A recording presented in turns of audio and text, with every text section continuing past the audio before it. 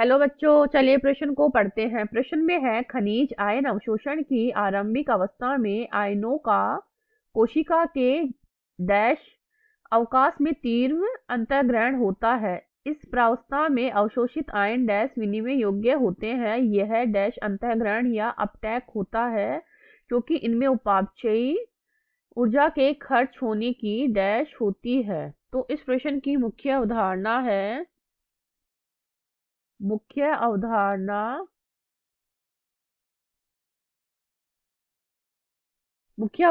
है पोषक तत्व।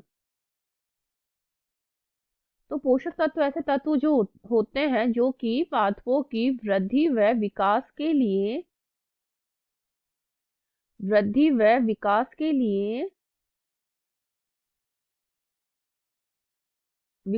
लिए आवश्यक तत्व होते हैं और ये दो प्रकार के होते हैं, बृहद पोषक तत्व तथा सूक्ष्म पोषक तत्व। तो अब ये जो खनिजों का अवशोषण होता है ये हमारे पादपों में दो प्रकार का होता है।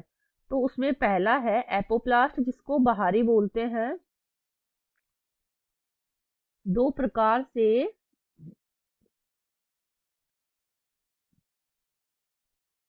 आयनों का अवशोषण।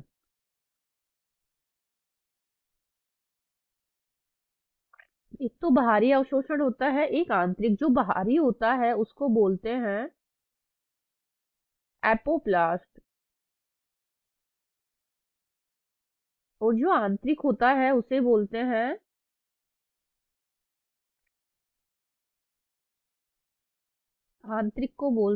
सिम्प्लास्ट।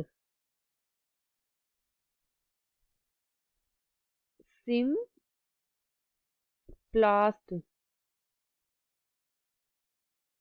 तो इस प्रकार से दो प्रकार का इनमें अवशोषण होता है।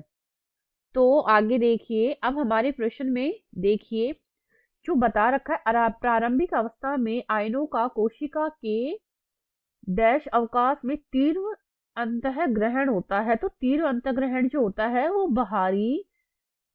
जो बाहरी तरफ से होता है, जिसको कि एपोप्लास्ट बोलते हैं, वो होता है। उसमें तीव्र अंतःग्रहण होता है या अवशोषण होता है, तथा इस प्रावस्था में जो अवशोषित आयन होते हैं वो स्वतंत्र रूप से कोशिका के बाहर व अंदर आते रहते हैं। और ये जो अंतःग्रहण होता है वो निष्क्रिय प्रकार का होता है, क्योंकि इसमें जो उपापचय क्रिया होती है उनमें ऊर्जा खर्च की आवश्यकता नहीं होती है।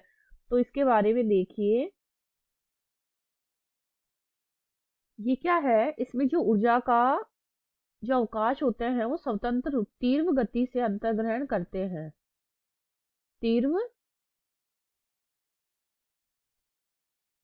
अंतर्ग्रहण करते हैं। तीव्र अंतर्ग्रहण करते हैं तथा ये अवशोषित जो आयन होते हैं,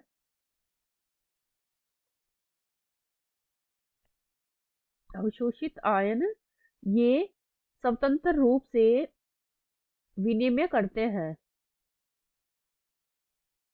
स्वतंत्र रूप से विनिमय विनिमय करते हैं तथा जो ये अंतर्ग्रहण होता है इनका निष्क्रिय प्रकार का होता है। निष्क्रिय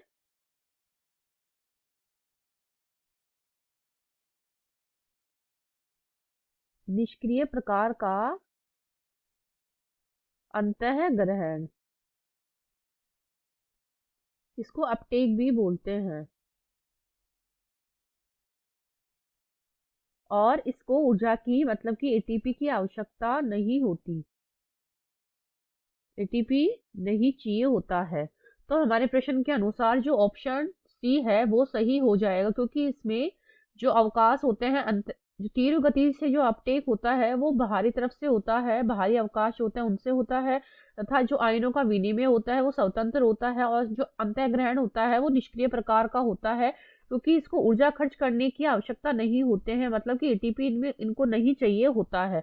तो हमारे बाकी के विकल्प कट जाएंगे और सी विकल्प हमारा सही हो जाएगा। आशा करती हूँ आपको इस प्रश्न का हल समझ में आया होगा। धन्यवाद।